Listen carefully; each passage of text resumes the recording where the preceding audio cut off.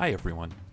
Today I'd like to talk a bit about an upcoming project I've been working on with a small team of people called the Good Samaritan.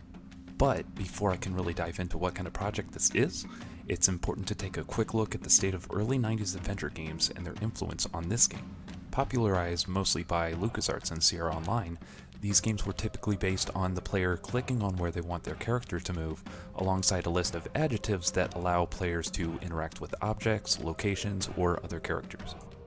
Later on, pre-rendered 3D games like Myst came on the scene, and this let players click around in a realistic world in almost slideshow-like format with QuickTime animations and video sprinkled in, using real people as characters as opposed to drawn ones.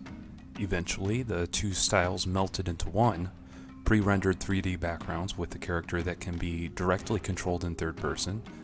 This mid-90s FMV style is what the Good Samaritan aims to replicate, and also incorporate a few new techniques that should help players that might not be so familiar with that unique period in time. You'll be playing as Daniel, who is a caregiver for an elderly client named Arthur.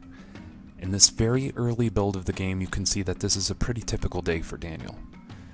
When Daniel gets unexpectedly fired from his caregiving job by Arthur, Daniel decides to check in on him. The journey takes him from the comfort of his own home to Arthur's, which has seemingly been abandoned, except for the scene of a ritual that will be, or maybe already has been, prepared. It's up to Daniel to uncover what happened at the house, and with any luck, find Arthur.